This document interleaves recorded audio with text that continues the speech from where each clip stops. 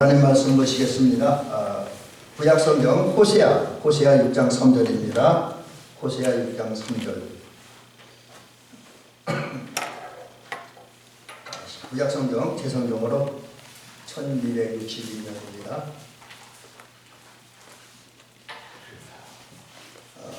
호세아 6장 3절 1262년.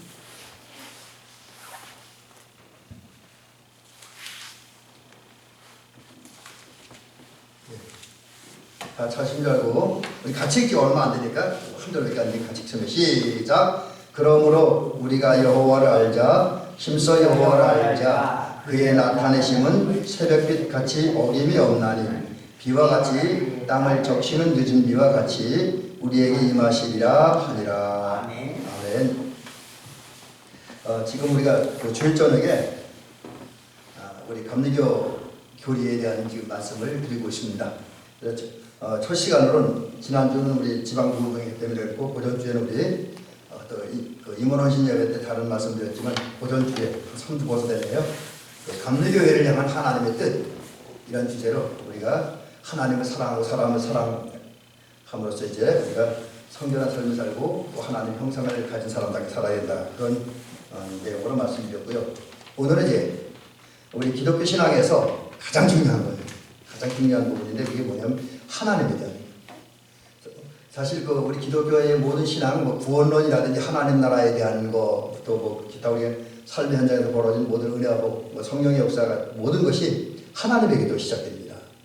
하나님을 어떻게 우리가 알고 믿고 있느냐에 따라서 우리 신앙 생활의 방향이 결정되어집니다. 또 이제 그 교회마다 이제 교회마다라기보다는 우리 한국에는 워낙 교파들이 많으니까 교파마다 다른 그 신앙 교리가 있고 신학이 있는데 그 차이는 어디서 나오냐면 사실 하나님에 대해서 어떻게 믿고 어떻게 생각하냐, 거기에 따라서 그 교리의 차이가 있어요.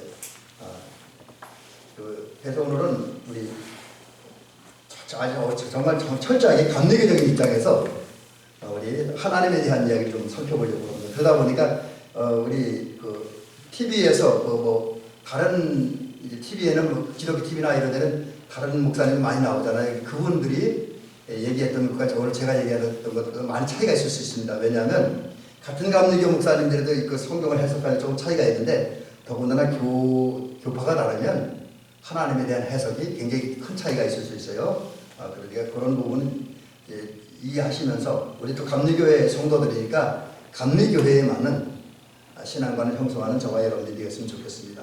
자, 우선 재미있는 얘기를 이거부터 한번 시작을 해봅니다. 우리가 1월 15일부터 18일까지 우리 지방 부흥회가 있었잖아요. 지방 부흥회 이제 낮 집회를 끝내놓고 항상 우리 지방 관례가 그 식사 대접하는 교회에서 지방 목사님들 전부하고 사모님들 전부 오시대 참석하는 분들, 그리고 장로님들하고 같이 식사를 해요. 근데 그 식사를 하면 이렇게 큰 식당에 모여 식사하는데 그때 저하고 이제 우리 평창중앙교회 목사님하고 몇 분이 이렇게 목사님 모여서 식사를 하다가 이제 식사 거의 끝나니까 여러 가지 얘기를 하잖아요. 근데 얘기 중에 무슨 얘기가 나오냐면 제가 먼저 얘기를 꺼냈는데 그 평창중앙교회 그 영상 시절 보면서 목사님 여기 참 스크린이 아쉽습니다 그랬어요. 왜냐하면 다 지금 스크린이 어두워갖고 뿌옇게 나오거든요. 그 얘기를 하면서 이제 거기부터 얘기가 시작됐던 건데 그러다가 이제 그 목사님들마다 예배 인도하는 방법이 있잖아요. 그죠? 설교하는 방법이 있고 이제 그 얘기를 했습니다. 그 때문에 어느 목사님 저보고 그러는 거예요. 뭐 이름도 대고 우리 그 장로님이 잘하시는 목사님인데 신 목사님 그런 식으로 설교하면 혹시 교인들한테 머리만 크게 해주는 거 아니냐? 신앙은 제대로 신앙 못 키우면서 신앙이 잘하는 자인데 머리만 키우는, 그래서 아는 것만 많게 하는 거 아니냐? 이제 그런 질문을 그런 얘기를 하더라고요. 여러분 우리가 설교를 듣고 뭐 배울 때 지식만 커질 수 있다. 그 얘기 어떻게 생각하세요? 물론 이제 그 얘기가 전혀 100% 틀렸다 그렇게 이야기하기는 어렵습니다. 사실 오늘 어쩌면 우리나라 그리고 세계 교회도 그렇고 많은 교우들이 아는 것만큼 살지 못하니까 아는 것만큼 신앙생활하지 못하는 건 사실이잖아요. 그래서 저는 요즘 가끔 가다가 내가 얼마나 하나님을 제대로 아느냐 이제 그런 생각을 해봐요. 내가 또 우리 교회 성도들 얼마나 하나님을 제대로 아느냐 이제 그런 생각을 해봅니다. 왜 그런 생각을 하냐면 제가 그런 생각하는 이유도 그렇고요. 그 다음에 아까 그 목사님이 그런 식으로 가르치고 설교하면 교인들의 머리만 키워주는 거 아니냐, 지식만 키워주는 게 아니냐, 이런 얘기를 대한 생각을 하게 되는데 그 원인이 뭐냐? 이제 그 지식에 대한 잘못된 이해 때문에 그런 거예요. 오늘 본문에도 보면 분명히 성경은 우리에게 하나님을 알자라고 얘기합니다.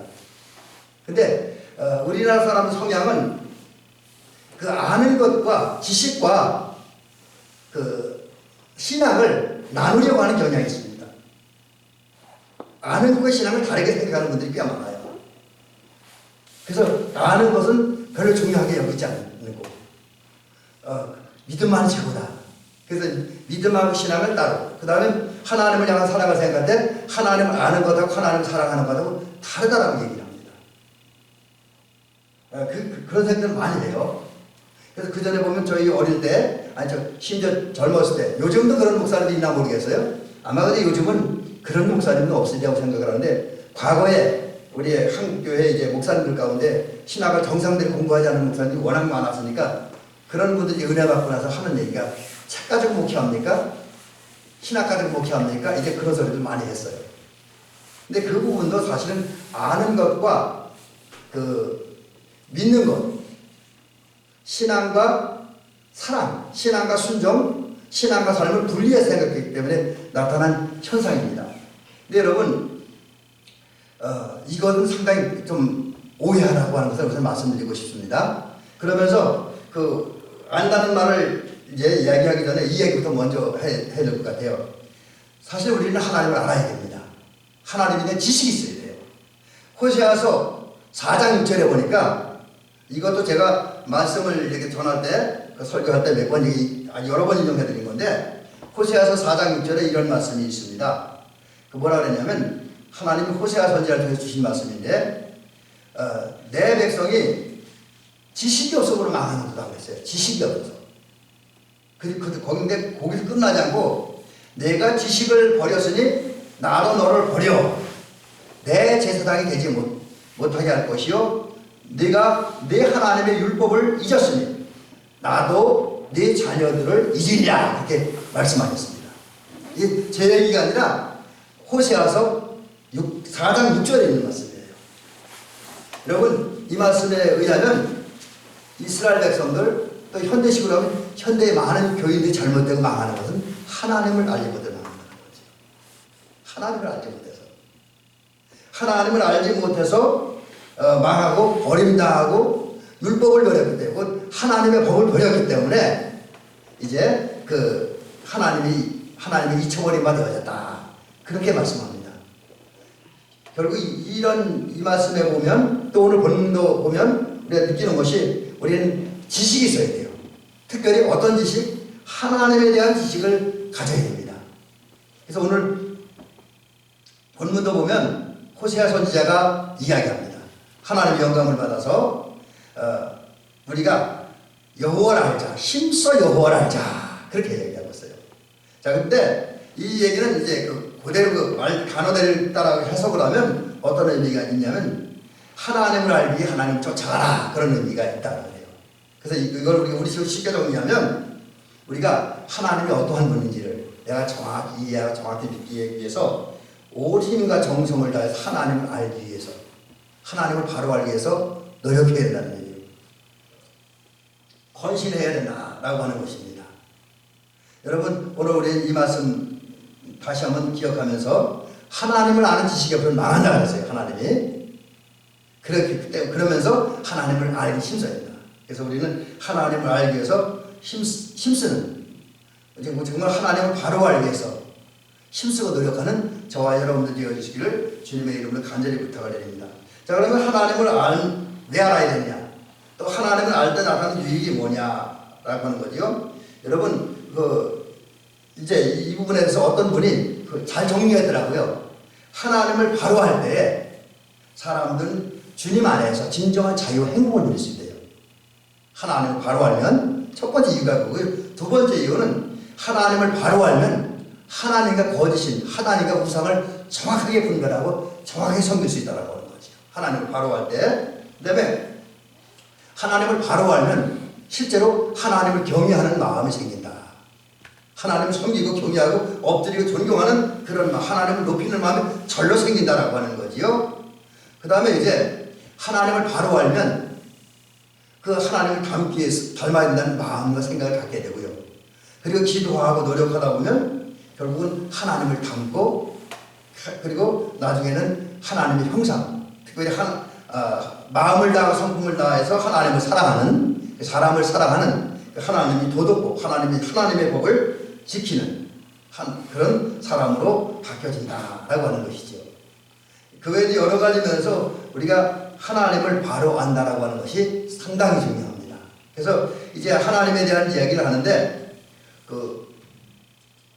이것은 이제 저 혼자만의 주장이 아니라 우리 감리교 출판국에서 감리교 신앙을 정리한 책이 있어요. 그걸 기준으로 해서 또 제가 좀 소환해서 오늘 하나님은 어떤 분인가라는 것을 말씀드립니다. 그래서 제가 처음에 설교 초반에 말씀드린 것처럼 철저하게 감리교적인 입장에서 하나님에 대한 이야기를 말씀드려 보겠습니다. 자, 우선 감리교회가 고백하는 하나님에 대한 고백을 한번 몇 가지 자료를 통해 살펴봅니다.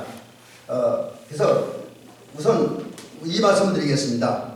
우리 감리교회는 철저하게 성경적인 교단이라는 걸 기억을 하시기 바랍니다. 철저하게 그러니까요, 요즘에 좀 이제 좀 성경을 인용하는 것들이 목사님 설교에 좀 많이 약해졌습니다만 원래 우리 감리교회 초창기에는 우리 위슬레 목사님 설교에 철저하게 성경만 가지고 있어요. 예화도 거의 없이 성경만 가지고 성경을 이렇게 해석하고 저렇게 해석하면서 설교를 했었습니다. 그리고 또 웨슬레 목사님은 성경을 많이 읽었던 분입니다. 우리는 그런 신앙의 전통을 가진 게 우리 감리교회입니다. 그래서 이제 성경적 기반을 위해서 오늘 하나님의 말씀을 드리는데 하나님에 대한 구체적인 내용들이 나타난 예수님의 말씀이 하나 있죠. 그게 뭐냐면 우리가 수요 예배 끝날 때마다 외우는 거 있죠. 우리 권사님하고 저 새벽 기도 끝날 때마다 드리는 기도가 있잖아요. 그죠? 무슨 기도인지 아시죠? 그 주기도문, 우리 흔히 주기도문이라고 하는데 어떤 어른 목사님도 주기도문이라고 그러면 안 된다고 그러더라고요. 주의 기도 아니면 주님이 가르쳐준 기도문이다. 그렇게 얘기해야 되는데요. 어쨌든 주님이 가르친 기도문 중에 보면 거기 하나님에 대한 고백이 나옵니다. 뭐라고 나오냐면 몇 가지 나오는데 첫째로 하나님은 하늘에 계신 분이다. 이것은 저 하늘에 저 높이 떠 있는 하늘이 아니라 하나님 나라를 얘기하는 거예요. 하나님 나라를 위해서 이제 세상을 통치하는 그런 하나님을 말하는 거죠. 그래서 주기도문에 나타나는 하나님의 첫 번째 모습은 하늘에 계신 하나님이다. 그리고 또 주기도문에 나타난 하나님은 두 번째는 우리 아버지시다. 우리 아버지시다라는 거죠. 이거 뭐 더 설명 안 드릴게요. 그 다음에 주기도문에 나타난 또 하나님의 한 모습은 거룩한 하나님이다. 거룩한 하나님이다. 그 다음에 이제 주기도문에 나타난 하나님의 또 한 모습은 영광스러운 분이다. 맨 끝에 있잖아요. 영광의 아버지 영원히 싸운나이다. 뭐 그런 거 있잖아요. 그래서 주기도문에서는 하나님의 모습이 한 네 가지로 표현되어지고 있습니다. 그 다음에 이제 우리 감리교회뿐만 아니라 우리 흔히 말하는 종교개혁 이후에 생겼던 교단들, 장로교라든지 감리교, 다른 교단 대부분이 신앙 고백서로 사용한 사도신경에도 하나님에 대한 고백이 나타나 있어요. 여기 보니까 하나님은 전능한 분이다. 사도신경은 하나님은 전능한 분이다. 그렇게 고백을 하고 있고요. 그 다음에 하나님은 창조자다. 우주 만물을 창조한 분이다. 라고 이야기를 하고 있습니다. 그 다음에 이제 최근에 우리가 그렇게 많이 교독을 하지는 않았습니다만 우리 감리교회 신앙 고백서인 옛날에는 감리교 교리적 선언이라는데 이건 이제 아주 오래전에 만들어진 거고요. 이제 1997년도에 다시 현대인들에게 맞게 이렇게 우리 감리교 신앙을 정리했는데 8가지 조항으로 되어 있죠. 근데 그 중에 하나님에 대한 고백이 몇 가지로 나타납니다. 우선 우리 감리교 신앙 고백서에 의하면 하나님은 우주 만물을 창조한 창조자입니다. 그러니까 여기 지금 주기도문이나 사도신경이나 여기 보면 몇 가지 공통적으로 등장하는 하나님에 대한 고백들이 있죠. 그 다음에 이제 우주 만물을 다스리고 주관한 섭리자이고 주관자이다. 이제 그것이 교리적 선언에 나타난 하나님에 대한 모습이고, 그 다음에 사랑이 많으신 유일한 분이다. 그리고 지금 그렇게 되는데, 사실 저는 이 교리적 선언을 옛날에 공부해서 그런지 옛날 게 더 낫더라고요. 옛날 거에는 모든 선과 미와 애와 진의 근원이 되시는 하나님이다. 그렇게 얘기하고 있어요. 그 다음에 우리 감리교 신앙 고백서에 의하면 하나님은 우리 아버지시다. 원리 아버지시다. 그렇게 기록을 하고 있습니다. 그러니까 이제 지금 주기도문, 사도신경, 또 우리 감리교 신앙 고백서에 의하면 하나님의 공통적인 조항들이 몇 가지가 들어있습니다. 이건 여러분 기억하시기 바라고요. 자, 그 다음에 오늘 하나님을 안다라고 하는 그런 말을 지금 하고 있는데, 그 하나님이 어떤 분인지 마지막 결론 부분에서 이제 그 감리교적인 측면에서 말씀드리고, 하나님을 안다는 의미가 뭐냐? 하나님을 안다는 게 뭐냐? 아까 제가 지식과 신앙이 사람들 분리하는데 분리되지 않는다고 그랬습니다. 이건 일치한다고 그랬는데, 왜 그런지를 이제 그 하나님을 안다는 의미, 그리고 어떻게 하면 우리 하나님을 알 수 있을 것인가, 이제 이 부분을 그 원어를 통해서 한번 살펴보려고 합니다. 그 하나님을 안다, 오늘 본문에 보면 힘써 여호와를 알자라고 그랬습니다. 그래서 알자, 곧 다른 말로 안다라고 하는 말은 그 우리 구약 성경에 기록된 히브리어로 야다라고 그래, 야다. 근데 야다라고 하는 것은 기본적으로 알다, 이해하다, 그런 의미를 가지고 있습니다. 근데 요것만 생각하면 머리로 이해하고 머리로 아는 것으로 이해될 수가 있습니다. 근데 이 야다라고 하는 말은 그보다 좀 더 깊은 의미를 가지고 있습니다. 세 가지 의미가 있는데, 우선 그 안다라고 하는 의미에서는 두 가지를 말씀드리고, 그 다음에 하나님을 아는 방법에서 또 다른 하나를 추가해서 말씀드리려고 합니다. 그 야다라고 하는 말로 의하면 그런 어떤 의미를 가지고 두 가지 의미가 관계를 가진다, 특별한 관계를 맺는다, 관계를 유지한다, 뭐 그런 의미가 있습니다. 또 하나는 경험한다는 의미를 가지고 있습니다. 근데 이거는 히브리어뿐만 아니라 그 헬라어도 기노스코라고 그러는데, 안다는 말을, 이 말도 경험한다는 의미를 가지고 있습니다. 그래서 우리가 하나님을 안다 라고 하는 것은 어떤 의미? 하나님과 나와 특별한 관계를 가지고 있다. 하나님과 나와 특별한 관계를 갖고 있다는 거예요. 그 하나님과 나와의 특별한 관계가 뭡니까? 성경은 얘기하잖아요. 영접하는데 곧 그 이름을 믿는 자들에게는 하나님의 자녀가 된다 그러잖아요. 예수를 정말 내가 인격적으로 만나고 그분을 진짜 믿고 영접해서 하나님의 자녀가 되는 거예요. 성령이 우리를 하나님의 자녀라고 등극해주는 거예요. 그게 이제 하나님과 특별한 관계를 맺는 거예요. 또 하나님과 나와의 특별한 관계가 뭡니까? 내가 하나님은 내 아버지고 나는 하나님의 자녀가 될 뿐만 아니라 하나님은 나의 목자가 되고 나는 그 주의 양이 될 겁니다. 그래서 늘 주님의 돌보심과 인도하심 속에 살아가는 것이 하나님과의 특별한 관계를 맺는 거죠. 또 하나님과의 특별한 관계를 맺는 건 뭐예요?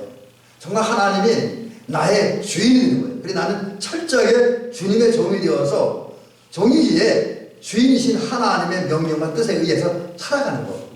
그럴 때 하나님과 특별한 관계를 맺는 거지. 그래서 이와 같이 하나님 특별한 관계를 맺으면 그냥 일반인들이 하나님 아는 거하고 전혀 다르죠. 여러분 그렇잖아요. 예를 들어서 우리 신태근 장로님하고 저하고 관계를 얘기할 때, 저하고 장로님하고 우리 관계 속에서 아는 것하고 우리 다른 교회 성도들이 저를 알고 장로님을 아는 건 다르잖아요. 그죠?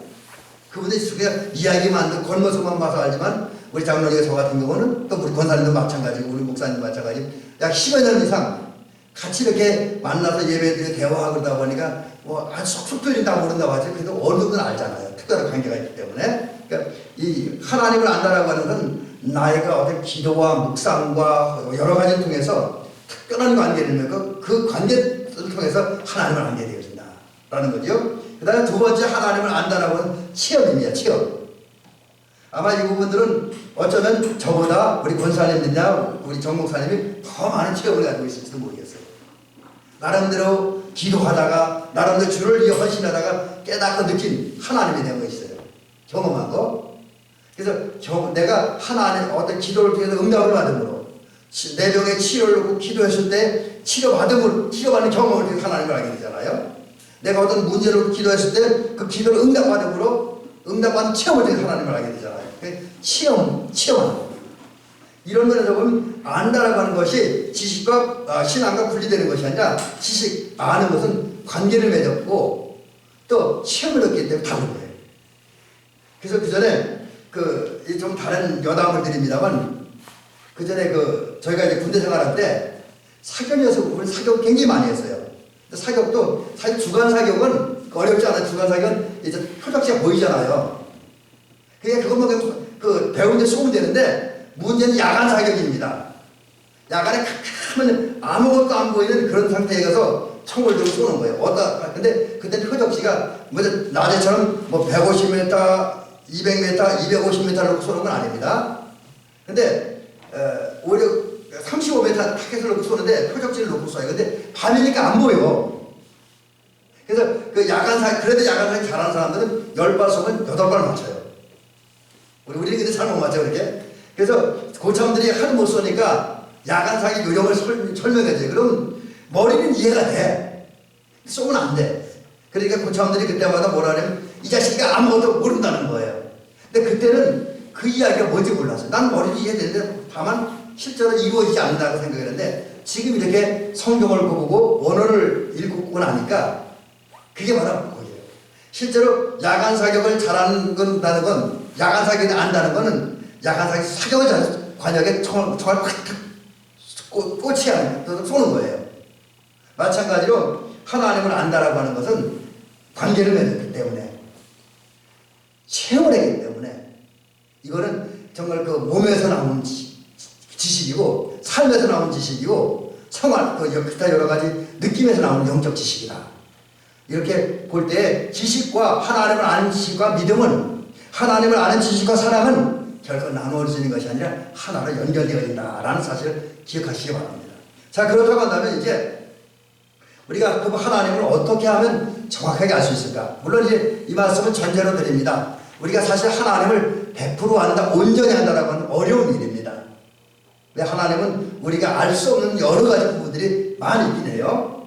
그렇지만 그래도 우리가 온전히는 알지 못한다 할지라도 어느 정도는 안다, 알 수 있는 방법이 있는데 그게 뭐냐면 바로 이것도 야다라고 하는 말 속에서 제가 설명을 해드리려고 합니다.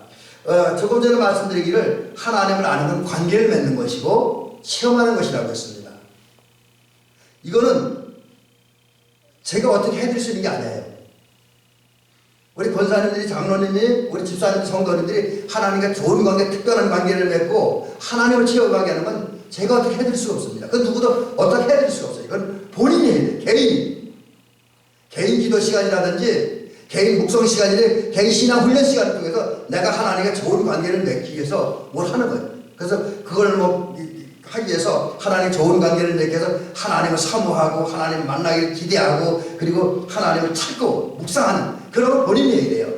또 하나님의 은혜를 체험하기 위해서 기도하고 또 말씀 같은 데서 순종하는 일들 이것은 본인이 해야 돼요. 그런데 이건 본인이 해야 되는데 그걸 하도록 돕는 게 뭐냐?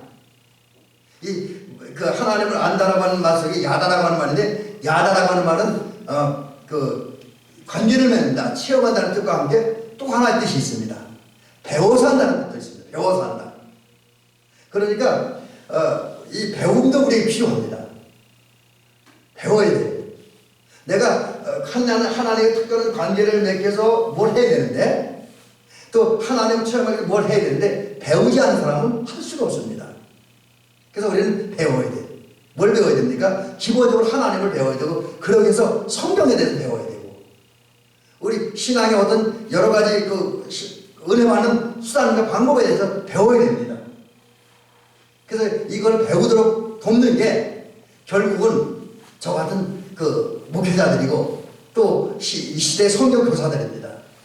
배우도록. 그래서 잘 배운 다음에 그것을 근거로 해서 하나님과 특별한 관계를 맺도록 어떤 훈련을 하고 노력을 하게 하는 것. 하나님을 체험하기 위해서 어떤 노력을 하고 훈련하게 하는 것이 배움이라는 거지요. 그래서 여러분 우리는 끊임없이 배워야 됩니다. 그리고 또 하나는 우리가 배워서 또 이제 체험해서 하나님의 특별한 관계를 맺어서 내가 하나님을 아는 것만큼 하나님을 많이 알면 많이 할수록 우리의 믿음이 분량이 늘어나는 거예요. 하나님을 깊이 알면 깊이 할수록 내 믿음이 깊어지는 겁니다. 그래서 신학자들은 이야기해요. 사람은 아는 것만큼 믿고 아는 것만큼 보고 아는 것만큼 행동한다고. 그래서 여러분 하나님과 특별한 관계를 맺고 특별한 체험을 하고 또 배워서 하나님을 깊이 아는 저와 여러분들이 되어주시기를 주의 이름으로 간절히 부탁을 드립니다. 자, 그러면 이제 마지막 부분인데 가장 중요한 부분 이제 이것을 좀 말씀드립니다. 우리 이제 이 부분은 아마 제가 이제 감리교적인 신앙 고백이라고 표현했습니다만 감리교뿐만 아니라 거의 같은 모든 하나님을 섬기는 사람들이 하나님을 다 이렇게 믿고 이해하려고 생각을 합니다. 그리고 고백하려고 생각을 하는데 우선 하나님은 그 표현이 좀 그렇긴 해요. 근데 제가 우리 감리교 교리서에 보니까 그렇게 표현되어 있더라고요. 하나님은 모두에게 속한 분이다. 이렇게 됐어요. 이게 뭐냐면 아까 제가 그럴 때는 우리 한국 사람들, 많은 사람들이 그 신앙과 지식을 분리하게 좋아한다 하는데 또 이런 부분이 우리 기독교 신앙의 핵심인 거기 나타납니다. 그래서 어떤 분들은 하나님과 예수님의 성령님을 따로따로 분리하려고 하는데 이건 결국 그게 아니라는 거죠. 그래서 이 부분 제가 깊이 말씀드리지 않습니다. 왜냐하면 다음 주에 삼위일체론에 대해서 얘기할 때 이 부분 조금 더 깊이 말씀드리기 때문에 더 이상 말씀드리지 않고요. 다만 하나 말씀드리고 싶은 것은 하나님과 성령님과 예수님은 떨어진 분이 아니라 같은 분이다. 한 분이라는 사실을 기억하고 믿으시기 바랍니다. 그래서 그러니까 낮에 정영철 목사님께서 좀 설명을 해드렸는데 바로 그런 거예요. 하나님은 한 분입니다. 성부, 성자, 성령 하나님은 한 분이에요. 자, 요거는 이제 다음번에 다시 이제 좀 말씀드리고요. 그 다음 두 번째, 우리가 하나님을 이야기할 때 가장 전제적으로 믿고 이해하고 알고 고백해야 될 것이 뭐냐면 하나님은 영이라는 하는 거지요. 하나님은 결국 육이 아니십니다. 영입니다. 그래서 예수님도 요한복음 4장 24절에서 뭐라고 말씀하시냐면 하나님은 영이시라고 했습니다. 아멘. 하나님은 영이시니. 영이시기 때문에 하나님은 우리 인간과 다르다는 거죠. 그래서 우리가 하나님의 형상을 닮았다. 그렇게 하나님을 닮았다. 하나님의 형상을 같다라고 얘기할 때 하나님은 우리처럼 눈이 있고 코가 있고 입이 있고 그렇게 얘기하지 않잖아요. 하나님의 성품을 닮았다는 거지요. 하나님은 영이시기에 우리 인간은 육체가 있고 신체 각기가 손과 발이 있는 것이 아니라고 하는 거지요. 오히려 하나님은 영이시기 때문에 이제 사실은 역사도 영적으로 하셔요. 그래서 하나님은 당신을 우리에게 계시할 때 알려줄 때 영적으로 하시죠. 육체적으로 하지 않고 영적으로 계시하시고 또 일하시는 모습도 물론 육체적인 현상으로 나타나기도 하지만 대부분의 경우 중요한 것들은 영적으로 역사하신다는 사실을 깨닫습니다. 또한 하나님은 영이시기에 그 무엇에도 제한받지 않습니다. 시간과 공간과 어떤 그런 것들 자리에 제한받지 않죠. 예를 쉽게 얘기하면 하나님은 우리 대비 마을에 계시고 개천에 안 계시는 그런 하나님이 아니라는 거죠. 하나님 제한이 없으세요. 아무것도 제한받지 않습니다. 자유하세요. 그래서 하나님은 여기 개천 1위에도 계시고 개천 4리에도 계시고 더 춘천에도 계시고 서울도 같은 시간에 계시는 하나님입니다. 영원하시기 때문에 영이시기 때문에 가능하다라고 하는 거죠. 그 다음에 이제 여기 자료에는 자연적 속성 도덕적 속성 나눠놨는데 이제 그렇게 말씀드리지 않고요. 세 번째는 하나님은 영원하신 분이다. 여기 오늘 시편 90편 2절에 보니까 이렇게 기록되어 있습니다. 산이 생기기 전 땅과 세계도 주께서 조성하시기 전 영원부터 영원까지 주는 하나님이십니다. 이렇게 기록을 하고 있어요. 여러분 하나님은 영원하신 분입니다. 시작도 없고 끝도 없는 분. 만약에 하나님이 영원하지 않은 분이고 그냥 그런 분 영원하지 않은 분이라고 한다면 하나님은 삶을 시작하는데 역사를 시작하는 데가 있고 마치는 데가 있을 거예요. 근데 하나님은 영원하신 분이기 때문에 시작도 없고 끝도 없습니다. 영원히 좀 말이 표현하기 그런데 하여튼 영원히 존재하시는 분입니다. 그러기에 우리는 그 영원한 그분을 유한한 인간으로서는 다 이해할 수 없다는 거죠. 하여튼 하나님은 시작도 끝도 없이 영원히 계시는 분. 그래서 언제나 살아서 역사하시는 분이다라는 것이죠. 그 다음에 네 번째가 되나요? 하나님은 요즘은 이제 젊은 친구들이 이 말 안 쓰는데 어쨌든 하나님에 대한 이야기를 할 때 이 말을 씁니다. 편지하십니다. 편재한다는 말을 제가 그 한글 사전을 찾아보니까 존재하지 않는 곳이 없다. 또 어디에나 있다. 이런 뜻으로 이제 정리되어 있더라고요. 그렇습니다. 이 말의 의미와 같이 하나님은 존재하지 않는 것, 없는 것이 없습니다. 어디나 계시는 그러한 분이시죠. 그래서 예레미야 23장 24절에 보니까 하나님께서 직접 말씀하셨습니다. 나는 천지에 충만하지 아니하냐. 이 질문 형태로 말씀하셨어요. 어디나 계시는 그런 하나님이다. 그러니까 때문에 어디나 계시기 때문에 하나님은 모든 걸 보시고 모든 걸 아시는 완전한 분입니다. 또 어디나 계시기 때문에 세상에 있는 모든 우주 만물을 무슨 어떤 다른 것에 의해서가 아니라 하나님 뜻하시고 계획하신 대로 이끌어 가시는, 그리고 그 역사를 완성하는 분이다 라는 것이죠. 그 다음에 이제 하나님의 또 다른 특징 5번째가 되는데, 하나님은 전능하신 분이다. 못하실 일이 없다라고 하는 거지. 어떤 일인지 다 할 수 있다. 여러분, 하나님은 하늘과 땅에 있는 모든 일들을 다 하실 수 있는 능력이 있어요. 전능하시기 때문에. 그래서 하나님 기뻐하는 일이라면 어떤 상황 가운데도 해낼 수 있고요.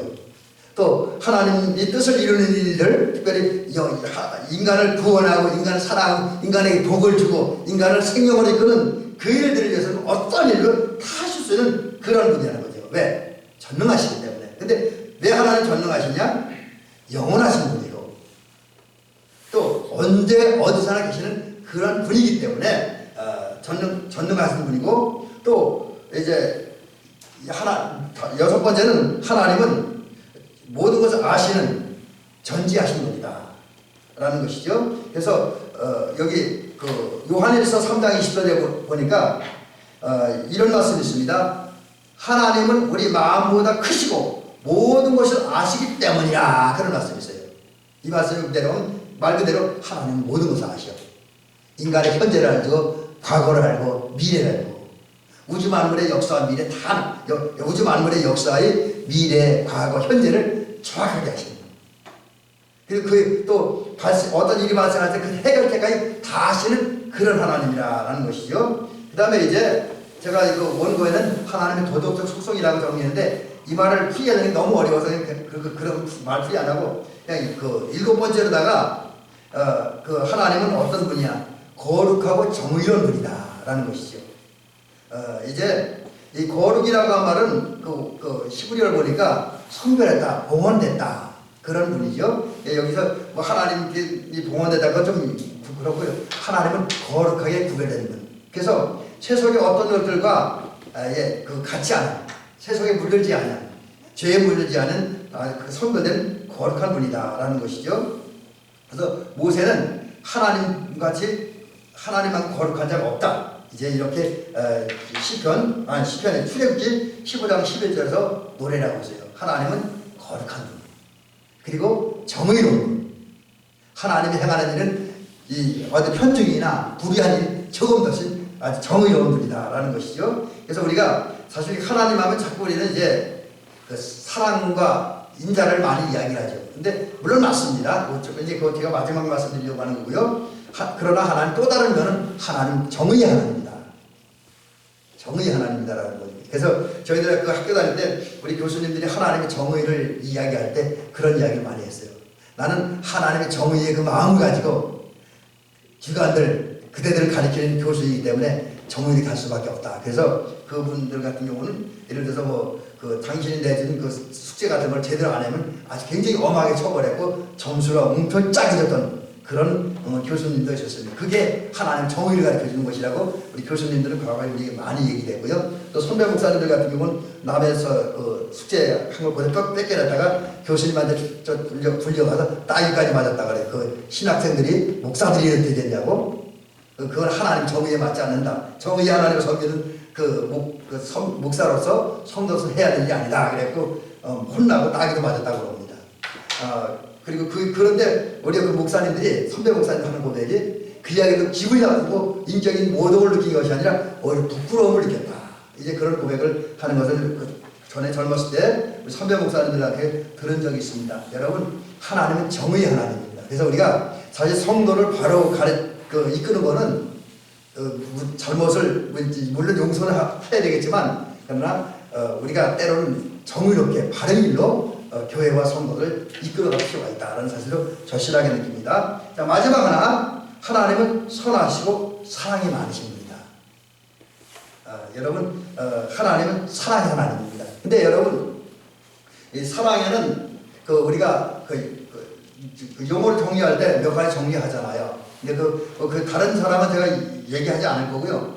우리가 하나님의 사랑을 이야기할 때 보통 그 원어를 쓸 때 아가페라고 하는 말을 씁니다. 근데 보통 이제 아가페라는 말은 우리가 어떤 식으로 이해를 하고 있냐면 이거 아가페적인 사랑, 곧 하나님의 사랑은 순수한 사랑이다. 조건 없는 사랑이다.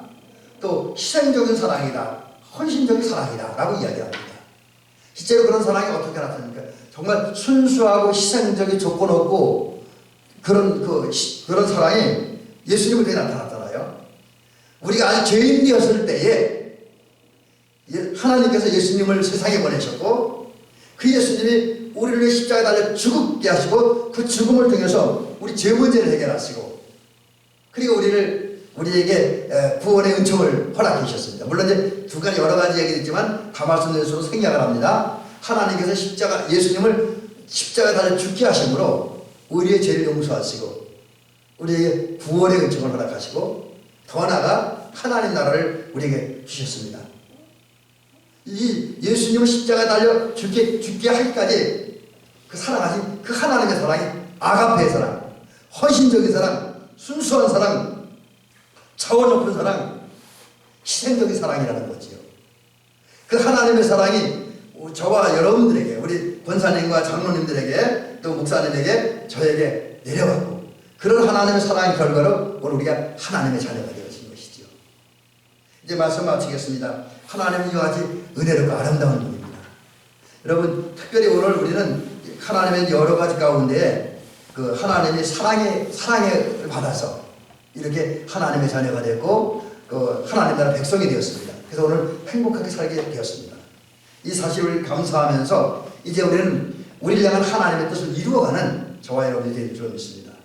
하나님께서 이제 영원하시고 편지하시고 전지전능하시고 정의로우시고 거룩하시고 선하시고 사랑이 많으신데 이 하나님이 우리를 위해 은총을 베푸셨고 그 은총을 베푸시고 그 다음 지금도 우리에게 돌보시고 복을 주시는데 그 이유가 뭐냐?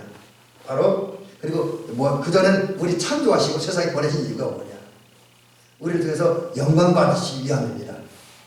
그러므로 이제 우리는 하나님께 영광을 돌리는 저와 여러분이 될 줄 믿습니다. 또 하나님께 영광을 돌리기 위해서 우리는 결국은 하나님께서 주신 계명 중에 가장 좋은 계명, 가장 고상한 계명인 그 예수님이 주신 계명을 지켜야 돼요. 이 모든 율법을 요약하고 또 십계명을 요약한 그 계명. 그게 이제 예수님께서 말씀하신 마음을 다하고 성품을 다하고 힘을 다하여 또 다른 데 성경에 보면 목숨을 다하여 하나님을 사랑하는 거고 그리고 그 마음 가지고 이웃을 사랑하는 겁니다.